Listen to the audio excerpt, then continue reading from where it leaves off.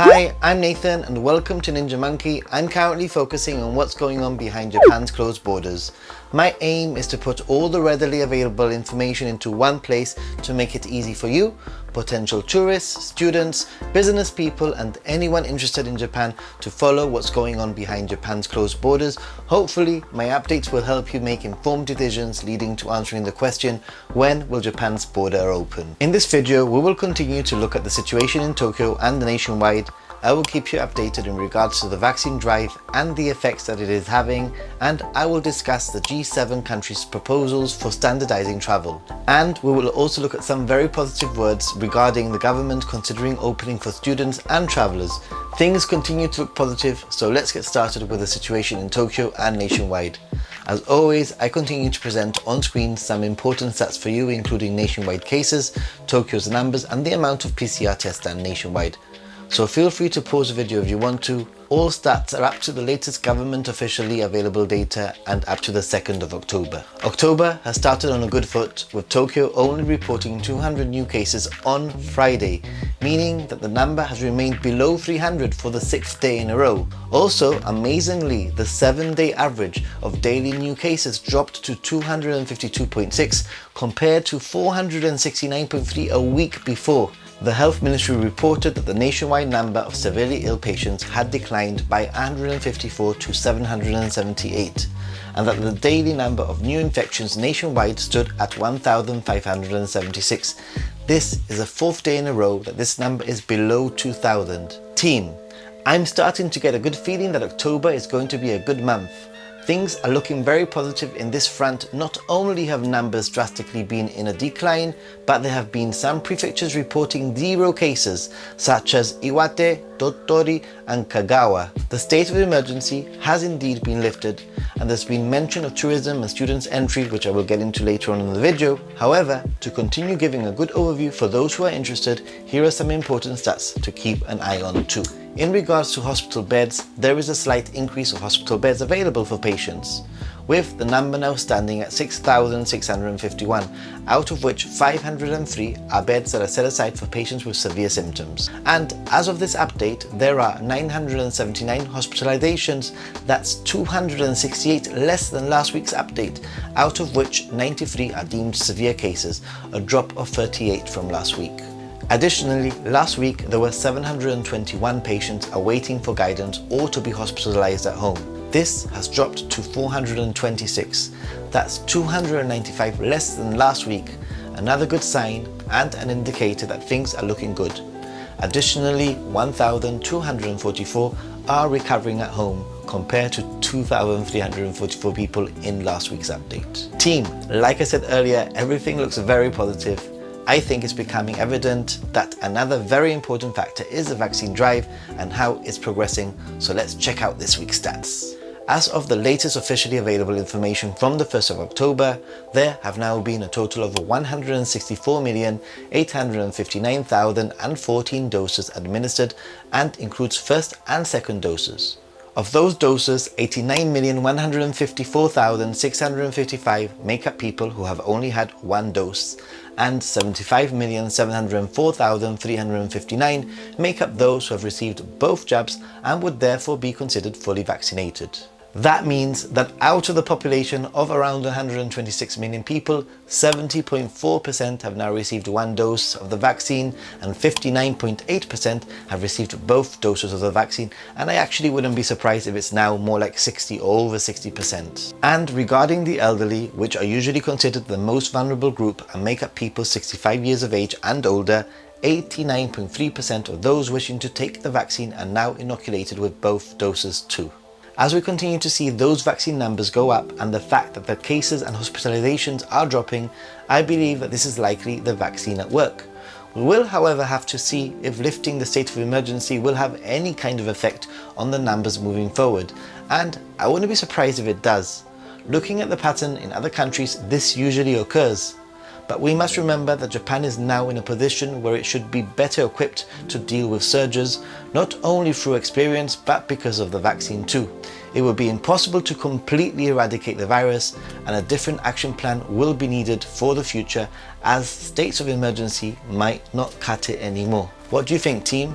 I'd love to know your thoughts on this. This next news is good news, as it means that hopefully there will be some form of standardization in travel, which is something that I think is very much needed. The fact that you currently need to look at the individual situation of each country before traveling is not only confusing, but makes it a pain to plan for travel. A proposal to standardize travel has been laid out by the leaders of the G7, which include the UK, USA, France, Germany, Italy, Canada and Japan. 7 key principles have been laid out and committed to in principle and will lead to a future-proofed international travel sector that will drive global standards for a long-lasting recovery and future policy responses. They are future-proofing the transportation sector against future health threats, ensuring the fair treatment and safety of essential transport personnel, respecting privacy and data protection in implementing vaccination certification solutions, reaffirming the preeminence of scientific evidence in planning international travel policy, ensuring fairness and equity in respective national responses, maintaining regular international and multilateral engagement, delivering safe, sustainable and resilient recovery that addresses climate change. Although there have not been any specific steps put into action yet, the fact that world leaders are working towards aligning their border policies in order to facilitate international travel is itself a very positive step. This is only the beginning of the conversation, and G7 members are committed to continuing the dialogue and to deepening cooperation on facilitating the safe and sustainable reopening of international travel. Remember, team, that each country will and has opened for international travel even without these agreements in place. Japan can and will likely open before the G7 initiative comes into place, but once it does, it will hopefully mean a more standardized travel experience, which will hopefully ripple through non-G7 countries too, making travel easier, safer and fairer. What are your thoughts on this, team? As always, I'm interested in your opinions on this one, so leave them in the comment section below. In respect to new visa applications, something that many viewers ask about, it seems that even though the state of emergency has been lifted, which is a positive step, there is yet a little work to be done, especially now that Kishida takes on the position of Prime Minister as from Monday, and it looks likely that a lot of decisions will be left to the new incoming Prime Minister, which will hopefully mean changes happening in the coming weeks. An article in Nikkei Asia states that the ban on new visa applicants entering the country will remain in place, saying, "The total entry ban will stay with certain exceptions," a spokesman for the Ministry of Foreign Affairs told Nikkei Asia. Any decisions on easing any restrictions will be left to the new Prime Minister, Fumio Kishida. Team, we must remember that for the first time the government seems to be considering and thinking about students and potentially opening up the country. At a press conference on the 28th, the outgoing Prime Minister Suga said that new entry of international students is important from the perspective of improving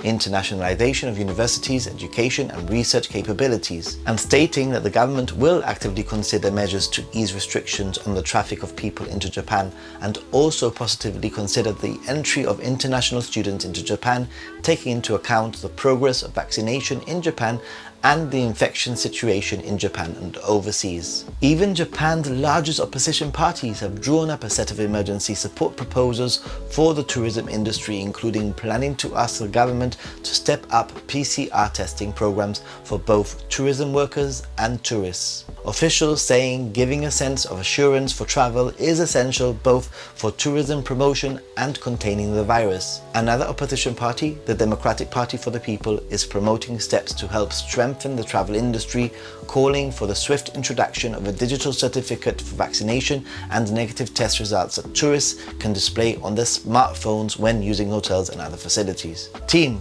the fact that it seems that not only the government but also opposition parties see tourism as an important factor and seem to be looking towards ways of opening the country is a good thing. It will mean that regardless of the general election's outcome, tourism and opening of the border will be considered.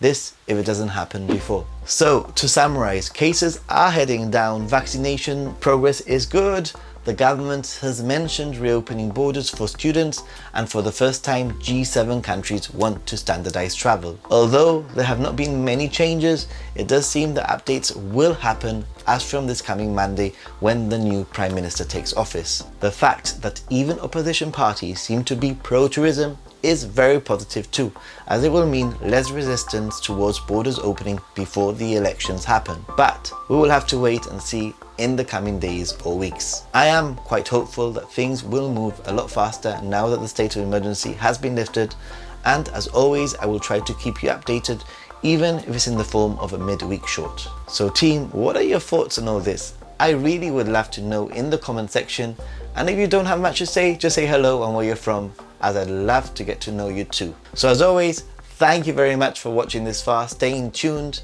It must mean that you're liking the content so far, so please consider liking, subscribing if you haven't already, and hitting the bell notification to keep up to date with all future updates.